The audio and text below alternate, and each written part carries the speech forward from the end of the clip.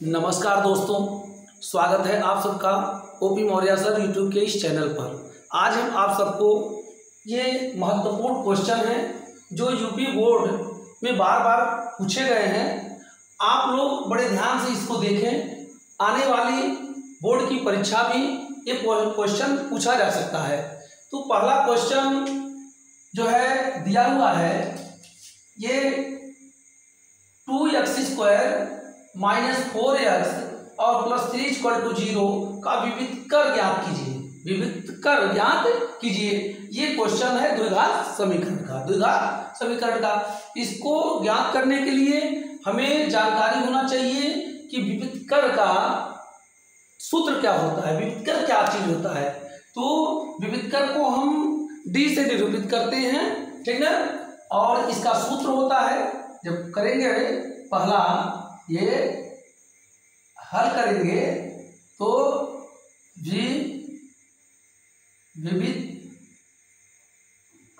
विविधकर ये d बराबर होता है b² माइनस 4ac। ये कहां से आया? ये जो है, ये जो सूत्र है ये आएगा कहां से? इससे आता है। ये b² प्लस ax, ये लिखेंगे ax² प्लस bx और प्लस c = 0 से ये आता है। ये b है और ये c है और ये a है, ठीक है। द्विघात समीकरण जो होता है, ये जो है x का और x² का जो गुणांक होता है वही जो है x² का गुणांक a होता है और x का गुणांक b होता है, ये अचर पर c होता है, ठीक ना। ये इसी से तुलना करते हैं, इससे ये निकलता है। तो d बराबर होता है b² minus 4ac, b² minus 4ac। इसी को ज्ञात करना है। तो इसमें हम जो है क्या करते हैं, इससे हम निकालते हैं, जैसे 2x² माइनस 4x और प्लस 3 = 0 में a बराबर होगा 2, b बराबर होगा -4 और c बराबर होगा 3, ठीक ना। अब इसी को हम निकाल लेंगे जो है। अब क्या करेंगे, d बराबर निकलेगा क्या? b² minus 4ac। तो b का मान कितना है? -4 है। तो -4 का वर्ग, ठीक ना, ऋण 4 का वर्ग और फिर ऋण 4 गुणे a का मान 2 दिया है, गुणे c का मान 3 दिया है। अब d बराबर क्या होगा? ये 4 चौका 16 हो जाएगा, 4 चौका 16, ऋण ऋण का धन हो गया। फिर ऋण 4 दूना 8 3 24, क्या हो गया? 24। अब d बराबर क्या होगा? इसमें से ये घट जाएगा, ठीक ना। 24 में से 16 निकल जाएगा तो ऋण 8 बचेगा, ठीक ना। क्या बचेगा? ऋण 8, ठीक है। यही आपका आंसर लिखेंगे, ऋण 8, ठीक ना। तो विविधकर निकालने के लिए हमें विविधकर का सूत्र जानना होगा, जिसे हम d से निरूपित करते हैं। d बराबर होता है b² माइनस 4ac। इसको हम जो है सूत्र के रूप में मानेंगे, इसी सूत्र से ये आएगा। अब ये जो है ये कहां से आता है? इसमें से आता है। ax² plus bx plus c = 0 में से b² माइनस 4ac आया। अब इसकी तुलना ये जो समीकरण दिया हुआ है उससे करेंगे। तो x² का गुणांक a है तो x² का गुणांक 2 है, तो अर्थात a बराबर 2 हो गया। जो है x का गुणांक b है तो x का गुणांक ऋण 4 है, तो b बराबर ऋण 4 हुआ। फिर c का मान यहाँ जो है अचर पद है, तो c के बराबर, c की जगह पर 3 है तो c बराबर 3 हुआ। अब इसी को सूत्र में रखेंगे, ये आ जाएगा, ठीक ना। अब दूसरा क्वेश्चन जो दिया है उसको देखें। दूसरा क्वेश्चन ध्यान से समझें आप लोग। दिया हुआ है, यदि द्विघात समीकरण 3x² minus 6x plus k = 0 के मूल समान है तो k का मान ज्ञात कीजिए। बहुत ही अच्छा क्वेश्चन है। अब मूल समान होने का प्रतिबंध क्या होता है इसको जानना पड़ेगा। दूसरा जब हल करेंगे हल तो दिया हुआ है जो है 3x² माइनस 6x और प्लस k इक्वल टू 0 के मूल समान है। क्या है? समान है। ठीक है, तो k का मान पूछ रहा है, ज्ञात करना है। ये दिया हुआ है, ठीक है, ज्ञात करना है। क्या करना है? ज्ञात k बराबर क्वेश्चन मार्क। ठीक है, k का मान ज्ञात करना है। तो मूल समान होने का प्रतिबंध क्या होता है? मूल समान होने का प्रतिबंध होता है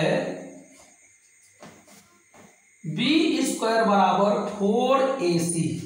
b² बराबर 4ac ये प्रतिबंध है। अब ये यहां पर से निकालना पड़ेगा। ये 3x² minus 6x plus k equal to 0 में a बराबर 3, b बराबर -6 और c बराबर k। अब इसी को हम इसमें मान रख देंगे। ठीक ना, अब क्या करेंगे? मान रखेंगे। b का मान क्या दिया हुआ यहाँ? -6, तो -6 का वर्ग बराबर 4 गुणे a का मान कितना है? 3 गुणे c का मान कितना है? k, तो 6 के ये 36 हो जाएगा। ऋण का धन हो गया, बराबर 4 12 के, बराबर 12 के हो गया।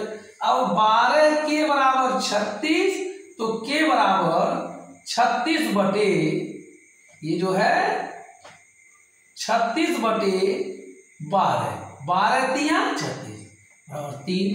ठीक ना, तो k बराबर कितना आया? 3। यही आपका क्या हो जाएगा? आंसर हो जाएगा। k बराबर कितना आया? 3। ठीक, ये निकलेगा आपका मूल समान होना है। तो इसका प्रतिबंध है b² बराबर 4ac। b² बराबर 4ac, इससे आप निकाल लेंगे। ठीक ना, इस टाइप का सवाल आएगा तो आप इसको लगा सकते हैं बड़े आराम से। ठीक है, तीसरा क्वेश्चन दिया हुआ उसको देखें ध्यान से।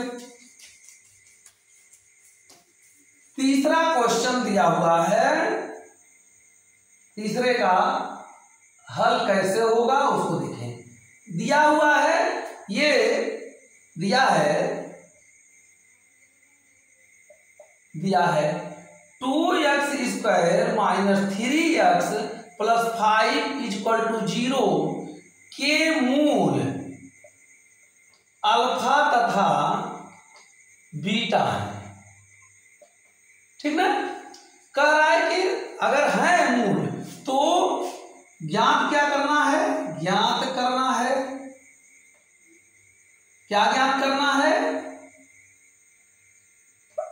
α² बीटा प्लस β² अल्फा का मान, ये ज्ञात करना है। ठीक ना, ज्ञात करना क्या? α² बीटा प्लस β² अल्फा का मान। तो इसको ज्ञात करने के लिए हमें जानना होगा कि अल्फा प्लस बीटा बराबर क्या होता है और अल्फा इंटू बीटा बराबर क्या होता है, इससे हमें निकालना होगा। ठीक ना, तो अल्फा प्लस बीटा बराबर होता है -b/a सूत्र है, और अल्फा इंटू बीटा बराबर होता है c/a। तो यहां इससे ये जो दिया हुआ है इससे हमें जो है निकालना होगा अल्फा प्लस बीटा। अब निकालेंगे अल्फा प्लस बीटा बराबर क्या निकलेगा? -b/a। b का मान x का गुणांक b कहलाता है, तो जो है माइनस कोष्ठ में -3 बटे a का मान कितना दिया हुआ है? 2, बराबर ऋण का धन हो जाएगा 3/2। अब अल्फा प्लस बीटा का मान आ गया, अल्फा इंटू बीटा का मान निकालेंगे। अल्फा इंटू बीटा बराबर c/a होता है, c का मान 5 दिया है, 5/a का मान 2, 5/2। ये अल्फा प्लस बीटा का मान 3/2 और अल्फा इंटू बीटा का मान 5/2। अब हल कैसे करेंगे? ये जो है alpha square beta plus beta square alpha को लिख सकते हैं ऐसे, अल्फा इंटू बीटा कॉमन ले लेंगे तो अल्फा इंटू बीटा कॉमन लेंगे तो यहाँ अल्फा बचेगा और प्लस और बीटा स्क्वायर अल्फा में ये बीटा निकल जाएगा, अल्फा निकल जाएगा तो ये बीटा बचेगा। अब ये चीज आ गया। अब अल्फा इंटू बीटा बराबर कितना दिया है? 5/2। 5/2 गुणे अल्फा प्लस बीटा का मान 3/2। 3/2 अब बराबर कितना होगा? 5 दिया 15/2 दूना 4। यही आंसर हो जाएगा। ठीक ना? 15/4 क्या होगा? आंसर होगा। Alpha square beta plus beta square alpha का मान कितना आएगा?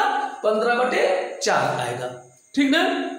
आप लोगों को ये वीडियो अच्छा लगे या आप लोगों को समझ में आया हो तो आप लोग लाइक करें, सब्सक्राइब करें। धन्यवाद।